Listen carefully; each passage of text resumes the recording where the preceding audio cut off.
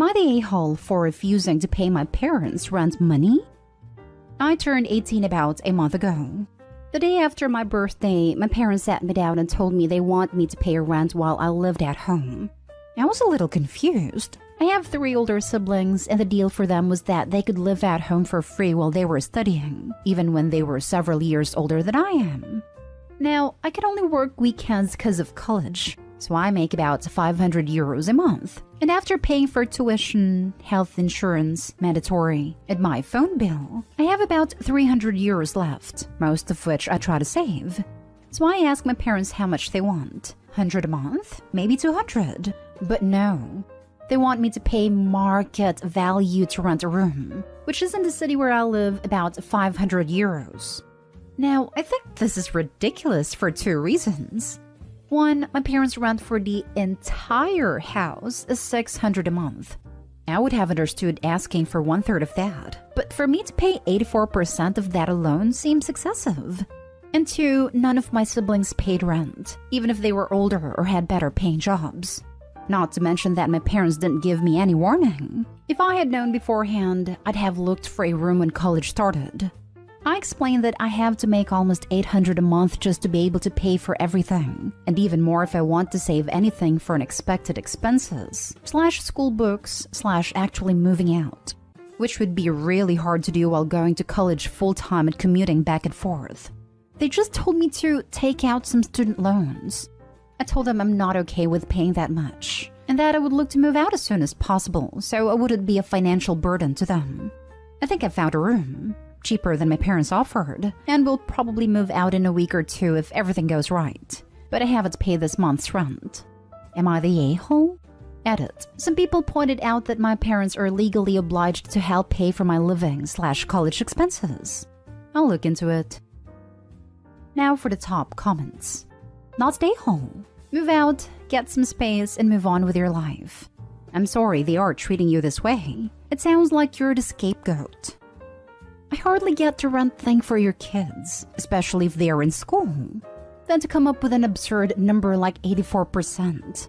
If mom and dad want that, they'll have to move to the smallest bedroom and get the rest of the house. Not stay home. If I was ever in the situation of having kids around the age of 18, I would charge rent. If they aren't full-time studying, but I'll put it in a savings account in secret and give it to them when they move out. Info, did they give you the reason for why you have to pay rent but your siblings didn't? Seems super unfair. They didn't, though I've never been the favorite at home. My theory is that they don't approve of the degree I want to pursue and therefore don't want to help. But I don't know.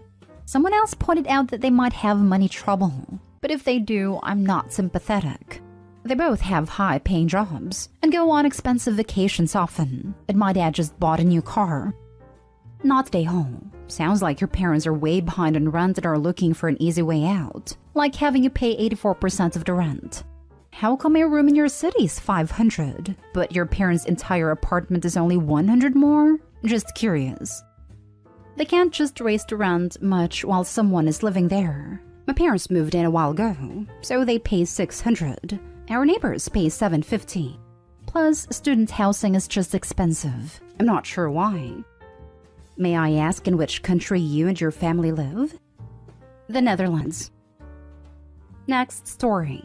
Am I the a-hole for not letting my ex have a relationship with his child? I know the title is awful, but I'm trying to be quick and couldn't think how better to phrase it. When I was 18, I was in a relationship that was, in hindsight, full of red flags, the biggest being he was 29. We split after 4 months because he cheated and gave me an STI.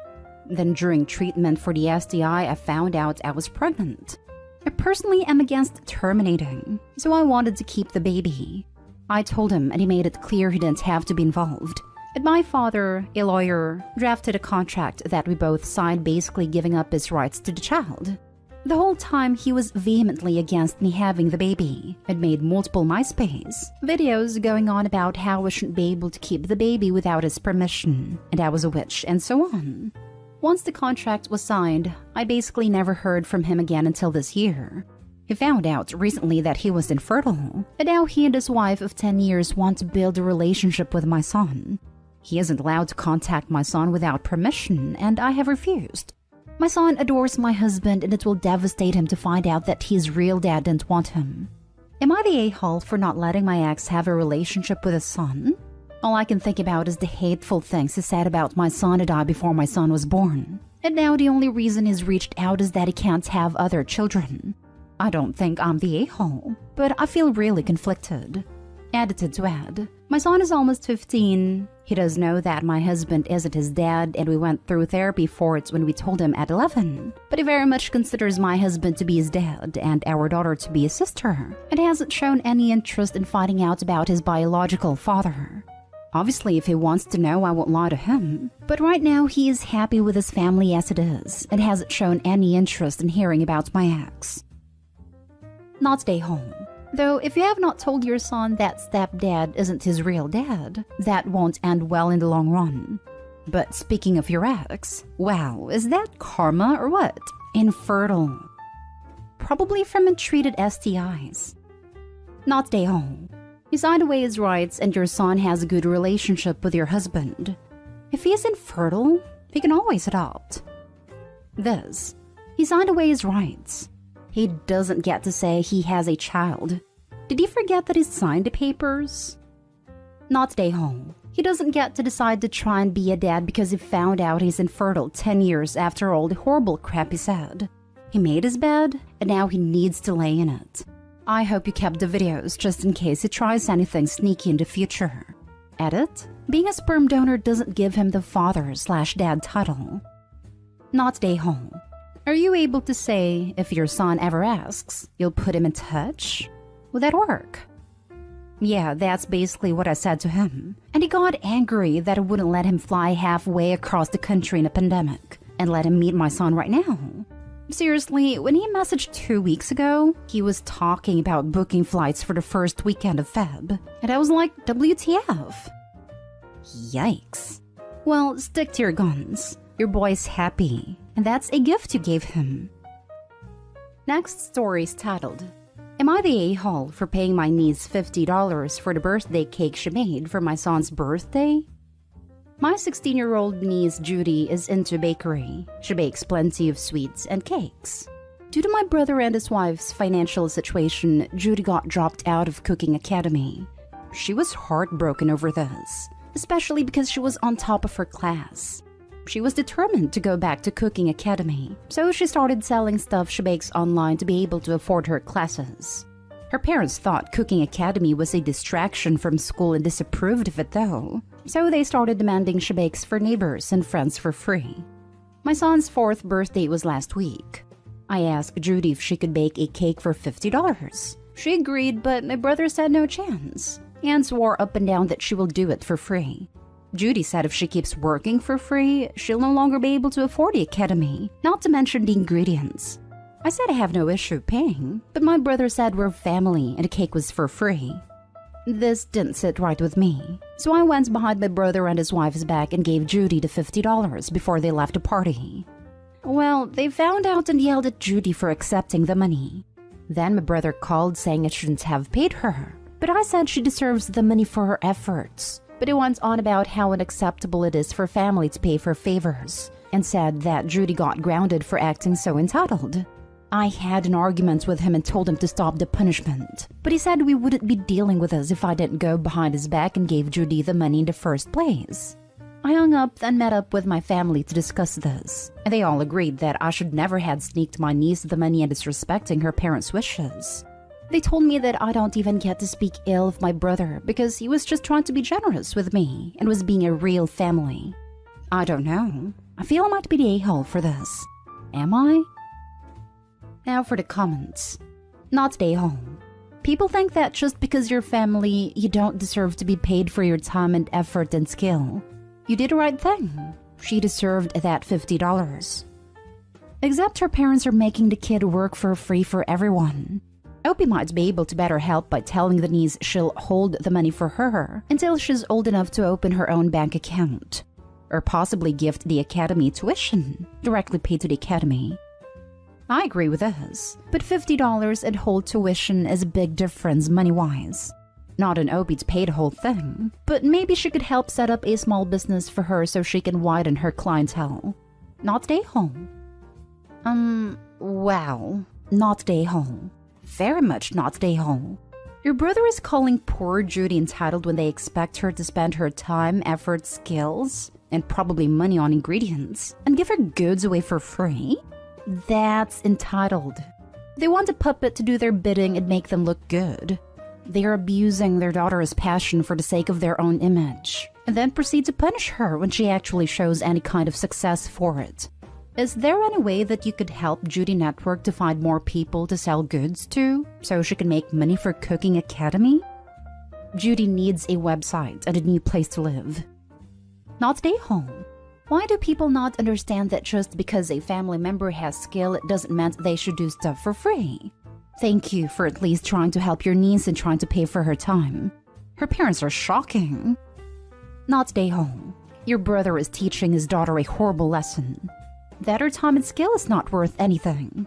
People want to constantly preach you do for family, but there is a line between being generous and taking advantage of someone. You are completely in the right to pay your niece not only for ingredients, but also her time.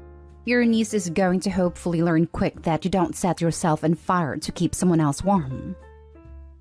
Now for the last story. Am I the a-hole for telling my mother she will not see her grandchild? I, 33 female, recently found out I am expecting. My husband and I are delighted, and everybody's delighted for us. This will be our first child and my mother's 64 female third grandchild, as sister 31 female has 2 kids.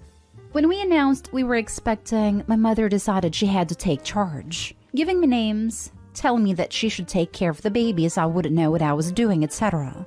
Now, I am very low contact with mother. I actually moved away from living in close proximity with her due to my dislike towards her. Without boring you all with detail, my upbringing was not abusive on the physical side. However, I was emotionally drained, and I had such relief the moment I moved out of her house. I won't get into the history, but my sister got everything her way. Could freeload whilst I had to be working from age 16. Pay my own way by giving up 60% of my wage. I had to get a full-time job whilst continuing my education, funding everything myself. I do not resent my sister for this, and we have a fantastic relationship. But the rest of my family did not talk to my mother, with my sister the only one who remains in contact. Even then, my sister will consistently complain to me about her, to the stage now where her kids will not be with my mother unsupervised. With my mother, it is her way or no way, and will give you the silent treatment until she gets her way. Even my nephews joke about the way my mother is. The times she reaches out to me, it's when she needs money. As she is my mother, I was previously supporting her, and as it stands, she owes me £47,000 over a 5-year period. My in-laws are moving closer to us for the birth of their first grandchild, and I want them to be super involved. My mother-in-law is more of a mother to me than my own. 2 days ago, a post on Facebook came out which made me react extremely fast. A young girl at her work, care home, had passed an NVQ. My mother posted that she was extremely proud and Stacy's more of a daughter to me than my eldest. I'll admit, I saw red, and I told her until she could accept me for who I am, I will not be speaking to her again. To which she responded that I had been a disappointment all her life, and she asked if the unborn child is even my husband's, as she knows I secretly work in prostitution. I don't, but again, I am not telling her my job title nor how much money I make. I was livid and told her she would never see her grandchild or me again. She's been blowing me up, calling me an a-hole, and having her friends also contact me, claiming how cruel I am and what a horrible thing for a daughter to do. I don't think I'm the a-hole here, but I'm wondering, what do you all think? Not the a-hole, and you know it. She's a manipulative narcissist. It will never get better unless she seeks serious mental health help. No contact is the only way I can see at the moment. I was very low contact before due to her ways. It was some comments from my own friends that made me post, claiming I may be using my future child as a way to punish her. I had to trim the comments my friends made about it from the original post as it was above the character count. Your friends need to keep their opinions to themselves. They're not the ones who have to put up with this treatment. Not stay home. Not stay home. She herself said you're not really her daughter, so why should you consider her a mother? Excuse my language, but ditch that witch for good and live a happy life without the nasty influence of that person. Don't let your child get poisoned by her or her friends. Protect yourself and your family and stay strong. Not stay home. Your mom sounds like a trash fire, and if you do not mind unsolicited advice from a stranger and parent, it all boils down to this one question. Will this person's presence be a positive influence in my child's life? If the answer is no, what you did is not just your right, but your responsibility as a parent. Block her and her flying monkeys not just until she asks for another chance, but until she proves by her actions that she deserves one. If that is forever, she only has herself to blame. Not stay home. It's time to cut contact completely. Block her from your phone and all your social media. Do not let her inside your home if she comes by. Don't even answer the door. She's highly toxic. Inform your sister of your new rules. Congratulations on your pregnancy. Please remember that it's not good for your health or your baby's health to be overly stressed, so you'll have to work on eliminating your mom from your mind as much as you can. My mom was toxic too, and I wish you only the best. Unfortunately, blocking her isn't an option I can take. 2 years ago, my sister was diagnosed with a mental disability, which means I still need to protect her. And I don't want my mother using my sister as a point of contact and putting unnecessary pressure on my sister.